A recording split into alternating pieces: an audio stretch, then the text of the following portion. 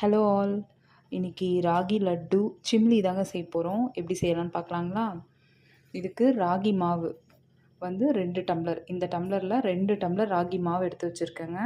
2 tumbler வெல்லம் எடுத்து வச்சுருக்கேங்க.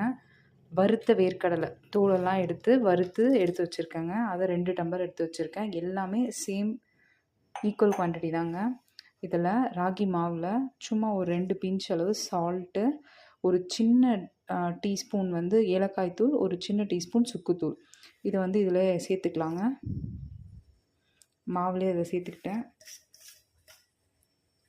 ரொம்ப ஈஸிங்க இந்த சிம்லி செய்கிறது. எப்படி செய்யலாம்னு பார்க்கலாங்களா? இப்போ அந்த சுக்குத்தூள், ஏலக்காய் தூள், சால்ட்டு ரொம்ப இது ஸ்வீட் ரெசிபின்றதுனால சால்ட்டு ரொம்ப கொஞ்சமாக, சும்மா 2 பிஞ்ச் அவ்வளோதாங்க போடணும்.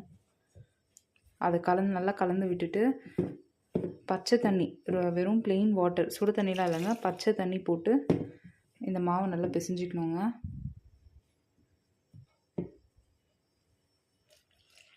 கொஞ்சம் கொஞ்சமாக தண்ணி சேர்த்து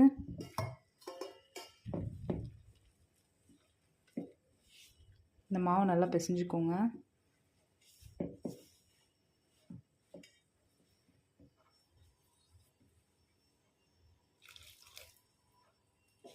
இப்படி தேவையான அளவுக்கு தண்ணி சேர்த்து இப்படி பிசையும் போதே நமக்கு தெரியுங்க. இதை ரொட்டி மாதிரி தவாவில் தட்டி சுட்டு எடுக்கணும். எடுத்த பிறகு எல்லாத்தையும் சேர்த்து அரைச்சி லட்டு பிடிச்சோன்னா சிம்லி லட்டு ரெடிங்க.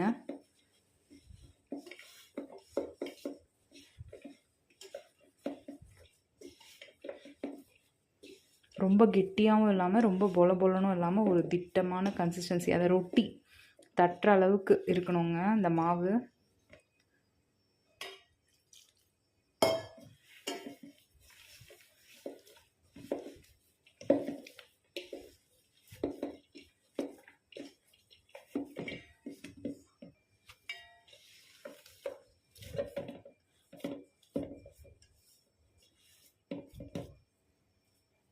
பாருங்கள், பார்த்தா தெரியும் உங்களுக்கு.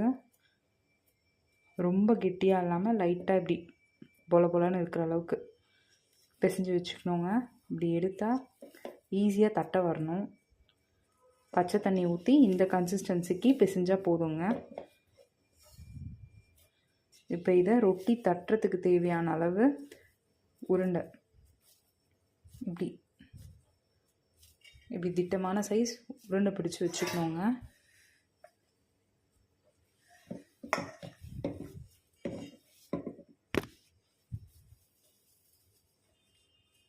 நமக்கு எந்த சைஸ் இப்படி உருண்டை உருட்டினா ரொட்டி தட்ட வருமோ அந்த சைஸ் உருண்டை உருட்டி வச்சுக்கலாங்க.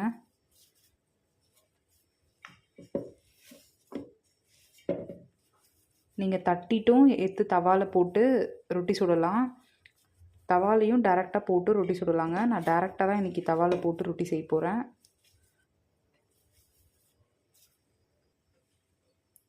இப்போ பாருங்கள், அந்த மாவில் எனக்கு 5 உருண்டை கிடச்சிதுங்க. இதில் 5 ரொட்டி செஞ்சு எடுத்துப்போம். கேஸில் தோசை தவா வச்சதுங்க, காஞ்சதும் இப்படி சும்மா ஒரு 2-3 ட்ராப் எண்ணெய் விட்டுக்கிறேன். கேஸை சிம்மில் வச்சுட்டு நம்ம செஞ்ச உருண்டையை வச்சு இப்படி லைட்டாக அழுத்தி விட்டோம் அப்படின்னா இது மாதிரி வந்துடுங்க ரொட்டி. நீங்கள் ரஃப்பாகவே தட்டிக்கலாம், பெருசாக இது புண்டு விழாது.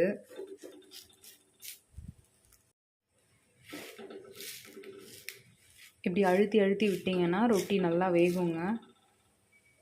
கேஸை மீடியம் சிம்மில் வச்சு நல்லா கொஞ்சம் ஸ்லோவாக வச்சாதாங்க நல்லா வேகும் ராகி மாவு வேகிறதுக்காக இந்த மாதிரி ரொட்டியாக சுட்டு எடுத்துக்கணுங்க. இதை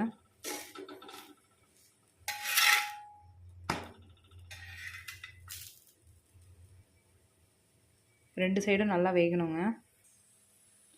இந்த அளவுக்கு நல்லா வேகணுங்க. 2 பக்கமும் திருப்பி மாற்றி போட்டு எடுத்த பிறகு நல்லா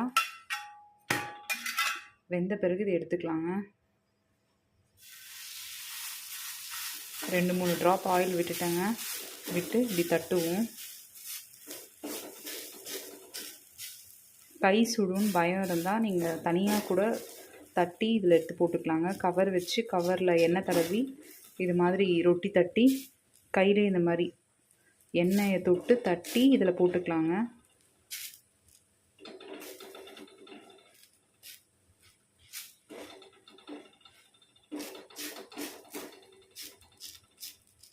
அவ்வளோதாங்க.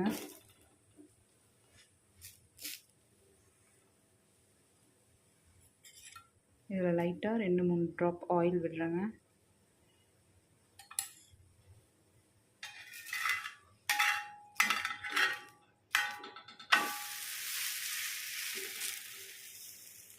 ரெண்டு பக்கமும் திருப்பி திருப்பி போட்டு அதே மாதிரி வேக வச்சு எடுத்துக்கோங்க. இங்கே பாருங்கங்க, நமக்கு தேவையான 5 ரொட்டியும் செஞ்சு எடுத்தாச்சு. இது இப்படி தாங்க வரும். மாவு வேகணுங்க, அவ்வளோதான் கான்செப்ட்டு. லைட்டாக தேவையான அளவுக்கு எண்ணெய் விட்டு எடுத்தால் போதுங்க. அவ்வளோதாங்க. இதை சின்ன சின்ன பீசஸாக இந்த மாதிரி சின்ன சின்ன பீசஸாக புட்டு எடுத்துக்கிட்டோம் அப்படின்னா ஜாரில் போட்டு நம்ம அரைக்கும் போது ஈஸியாக இருக்குங்க. அதனால் கொஞ்சம் லைட்டாக கை பொறுக்கிற சூடு ஆறின பிறகு ரொட்டிகளை இப்படி துண்டு துண்டாக பிச்சு வச்சுக்கோங்க. எல்லாத்தையுமே அவ்வளோதாங்க. எல்லா ரொட்டியும் இது மாதிரி சின்ன சின்ன பீசஸாக புட்டு போட்டுக்கிட்டாங்க. இப்போ இந்த ரொட்டியை புட்டு போட்ட ரொட்டியை வந்து மிக்ஸி ஜாரில் போட்டு ஃபஸ்ட்டு ஓரளவுக்கு பவுட்ரு பண்ணி எடுத்துப்போங்க. கொஞ்சம் கொஞ்சமாக பாதி ஜார் இதுவாகிற அளவுக்கு போட்டால் போதுங்க. ரொம்ப ஃபுல்லாக போட வேணாம். அரைச்சி எடுத்துகிட்டு வந்தாச்சுங்க. இதை ஒரு தட்டில் கொட்டிப்போம். இது தாங்க மணலாக எப்படி இருக்குது பாருங்கள். இதுதாங்க கன்சிஸ்டன்சி. இது மாதிரி இருந்தால் ஈஸியாக வருங்க பிடிக்கிறதுக்கு. ஜார் ஃபுல்லாக போடாமல் பாதி பாதியாக போட்டு எடுத்துக்கோங்க.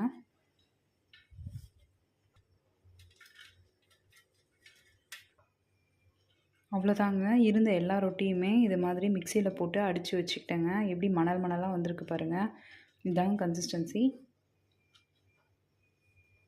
அடுத்து இதை எடுத்து ஒரு பக்கம் வச்சுருவோங்க. நம்ம ரொட்டி செஞ்ச அதே ஜார்லேயே எடுத்து வச்ச வேர்க்கடையில் பாதி வேர்க்கடலை கொட்டிக்கிட்டேங்க. எடுத்து வச்ச வெல்லத்தில் பாதி வெல்லம்,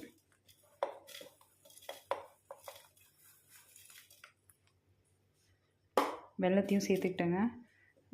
ஃபஸ்ட்டு வேர்க்கடலை போடணும், அதுக்கு மேலே வெல்லம் போடணும். அப்போ தாங்க அடியில் ஜாரில் வெல்லம் ஃபஸ்ட்டு போட்டிங்கன்னா பிடிச்சிரும், சரியாக அரையாது.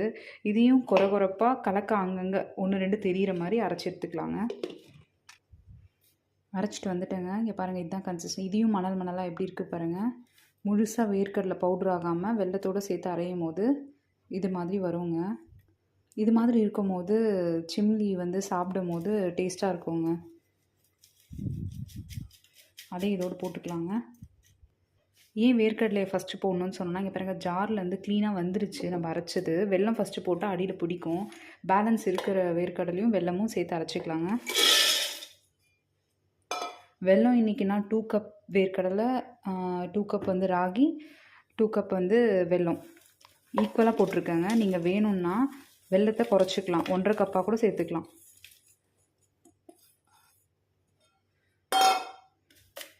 இதையும் அரைச்சிக்கிறேங்க.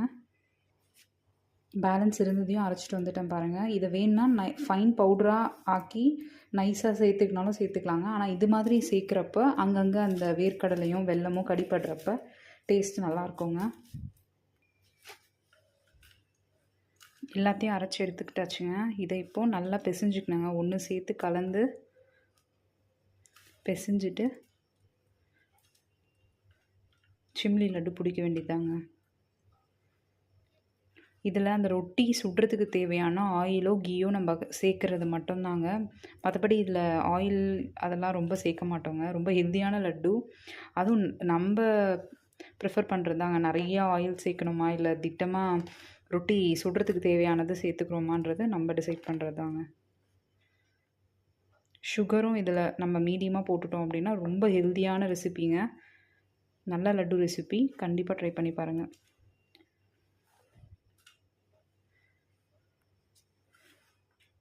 அடியிலேருந்து மேலே இப்படி எடுத்து விட்டு அழுத்தம் கொடுத்து பிசைஞ்சிங்கன்னா ரெட்டு நல்லா பிடிக்க வருங்க. இப்படி எடுத்து விட்டு நல்லா பிசைஞ்சு கொடுத்தீங்கன்னா லட்டு ஈஸியாக பிடிக்க வருங்க. இப்போ நான் நல்லா பிசைஞ்சிட்டேங்க. இப்போ லட்டு பிடிக்கலாங்களா?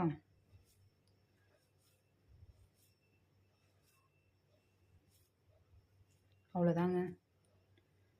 சிம்லி லட்டு ரெடி.